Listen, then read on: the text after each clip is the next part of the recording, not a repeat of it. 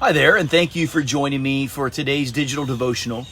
In this short lesson from Ephesians chapter 5, verses 11 through 12, we'll learn more about how we can preserve the fruit of faithfulness amid ungodly influences.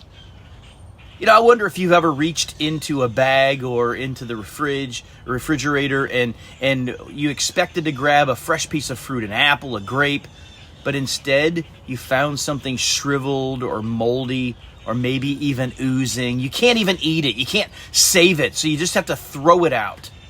That's the kind of image Paul gives us here in Ephesians 5. He calls sin unfruitful. It promises pleasure, but it delivers rot. And Paul says, don't partner with it, rather expose it. So the passage here in Ephesians chapter 5, verses 11 and 12 says, take no part in the unfruitful works of darkness, but instead expose them.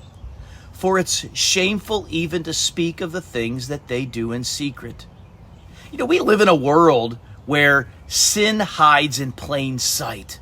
It's often normalized, glamorized, even dismissed. But Paul says those deeds are unfruitful. They don't produce life. They only produce shame and decay. So verse 11 challenges us, take no part in the unfruitful works of darkness, but instead expose them. As Christians, we're not only to avoid joining in, but we're to expose darkness. Now, we don't do this through harsh condemnation, but the light of the truth and holiness. And that's a very important distinction. We don't expose sin to shame people, but to invite them into the light of Christ that heals and restores and gives us life. And so he adds in verse 12, it's shameful even to speak of these things that they do in secret. Paul's not urging silence. He's saying don't dwell on them. Don't sensationalize these evil things. Instead, shine the light, speak the truth, live purely, walk in the love of Christ. So what does this mean for us?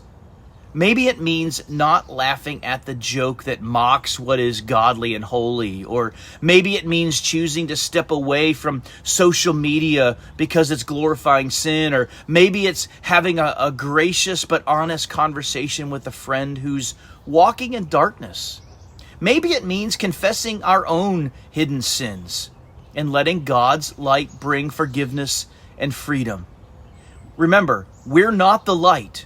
We reflect the light that is Jesus. So today, let's walk in that light and gently but clearly shine that light in this dark world. Jesus told us, you are the light of the world.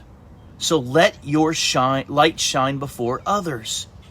Let your life today, every day, expose darkness, but not in a self-righteous kind of way, but by radiating holiness, the light of Christ. The world needs the light of Christ.